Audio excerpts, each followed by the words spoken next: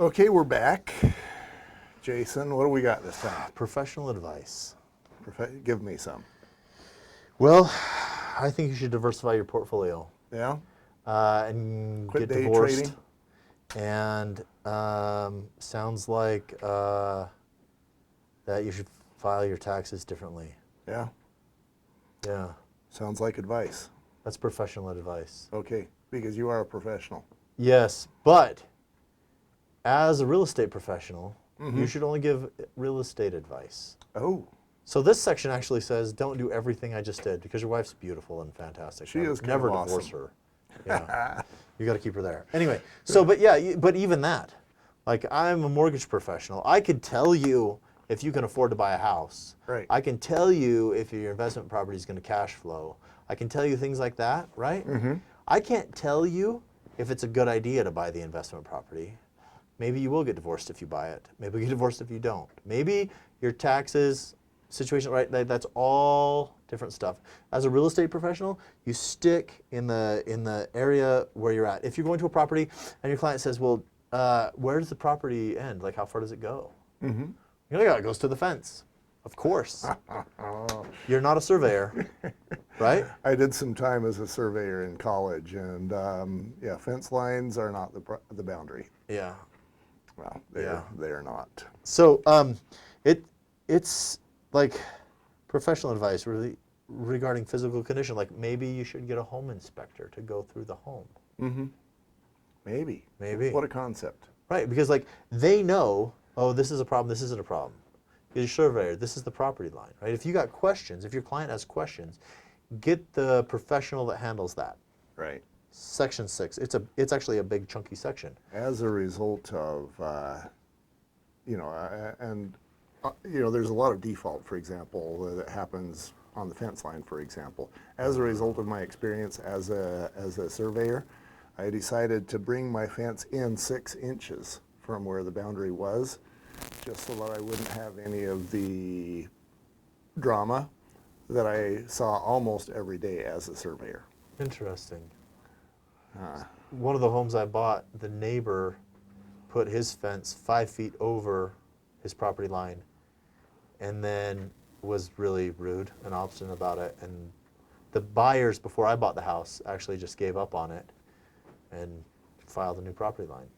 So, but yeah, these are problems because I can't remember, there's a, like if no one makes a complaint about it for so long, it's something, something, something, let me give legal advice. Here. Right? So, but yeah, it's, the problem is in real estate is you are there through a huge emotional, financial decision, right? And problems will come up. I mean, like as a loan officer, I get people asking me for marriage advice, investing advice, tax advice. So if you're giving them tax advice, then Yeah. that's documented, and yeah, then you get a new place to live. Right. It has bars on the windows. 4 hots and a cot. Yeah, Secure though. it's so much cheaper there. It is. Okay. All right. So the next section, dispute resolution. This one says we'll go to mediation first. So now this is between you and your client as a real estate agent, right? So we'll try mediation first. The next section says if we decide to go to litigation, the winning party doesn't pay. It's kind of common. You sue, you lose, you get the fees. Okay, so I can see that there's some strengths and some weaknesses to that. I personally know a couple of individuals where he makes over $200,000 a year and she makes minimum wage. And so in that scenario, she might be afraid of having to pay if she loses. Yeah. So that would be a huge dissuader, if you will, from going from mediation to court. Yeah. And you know, so while at first that sounds great, you know, it would have everything's got some disadvantages. For sure. Well, then hopefully, like you won't even get to mediation because you'll have gone through this document with your client. Say, these are my duties. Like if you want, like I often tell my clients, call me anytime, ask me anything you want. Uh-huh. And then when you ask me about tax advice, I'll say talk to your CPA. I can say you do qualify or you don't qualify for a loan based on this criteria. Right. But if you say, well, how do I file? I can say you can talk to your CPA, right? Right. And I let my clients know, and I let them know why, right? Because the same thing, like if you go to your dentist to get your broken arm fixed, malpractice, Right. right? So I'm licensed specifically as a mortgage loan officer, not a CPA, not a realtor, not a marriage counselor, so nor a massage therapist. So Yeah. regardless of what you ask, just kidding. Anyway, I need to find one of those guys, and they're all busy. So what can I say? So I've run into that in the home inspection field because, Yeah. for example, maybe you'll find that home that's ungrounded. You know, basically anything built, you know, in the 60s or before, unless the electrical has been updated, it's ungrounded. And it's unclear how dangerous that is. Some electricians will tell you it's a huge deal, and some will tell you What it's do you not plug it really into the that wall, big right? a deal at all. But then I have heard agents defending the home saying, oh, that's not a big deal, let's keep moving. And, you know, unless you're an electrician, even if you are, you just lose credibility. Because your clients can see that your primary focus is getting paid. Yeah. And that's really hard on a career. Yeah. Yeah. Well, then if your clients know that you're going to take care of them the best way possible through whatever way you can, Mm-hmm. and they know you're a licensed realtor, and they ask, is this electricity thing a big deal? I mean, you can say what you think, like, well, gee, it sounds like it could be problematic. Let's get an electrician on the phone. Let's find out for sure, right?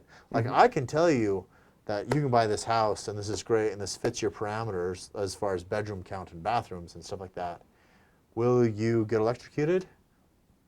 That's a great question. Like, I think that could be a concern. Yeah. Let's get an electrician on the phone. I've seen the same sort of thing with structural issues. Yeah.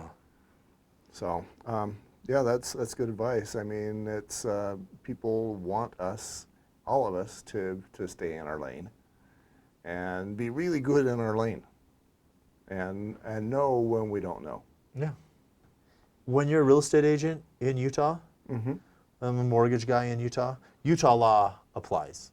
We're not going to go federal law. If your client from Minnesota is buying a house in Utah, they don't sue you Minnesota law. It's Utah law. This is a Utah thing. Buyer authorizations. Uh-huh. Okay? So, one, you're the agent for the buyer, right? They need to know you're going to be talking for and on behalf of them. And then it's super, super good. Like when I'm dealing with multiple borrowers, I'll say, because like right off the get-go, if you're going to co-sign on the loan for your son, off the get-go, your son doesn't know any of your financial information. You don't know any of your son's financial information. Mm-hmm. I had this happen just the other week when the dad called up and said, hey, tell me what's going on with their credit. I was like, Can't tell you. can't. And like, it was on the up and up, and I said, I need your son's permission to discuss his personal details with you, right?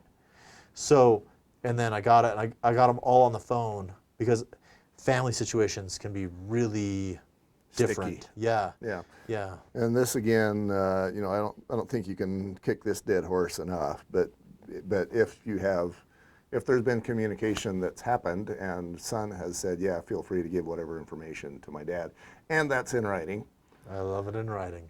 then you can do things. Right.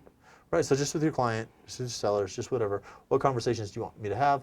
What do you want me to take over for you? Do you want everything to come to you? Like the whole offer thing, you know? Uh-huh. We won't take this deal, we will. So similar thing. Like this specifically says, like, after closing, I'm going to give the MLS your info. Like, we're going to record it. I'm going to communicate with the buyer for the purpose of soliciting real estate, right? This is what I'm doing. Those are the main two things it covers. But make sure they know you're their agent. I love it because, like, call my agent. You know, like, as you can sell it off to your clients, they finally have an agent, right? You're going to take care of them. This is your job. sit back, you'll give them a summary of what's going on, but you got this. Mm-hmm. 10 is attachment, just like the purchase contract. They got the section if there's addenda. So you're going to say there are not additional terms. The buyer's due diligence checklist form and the wire fraud alert disclosure are incorporated into this buyer broker agreement, right? And then there are or aren't more stuff. Next one, equal housing, Okay. right? Let's do that in the next segment. Okay.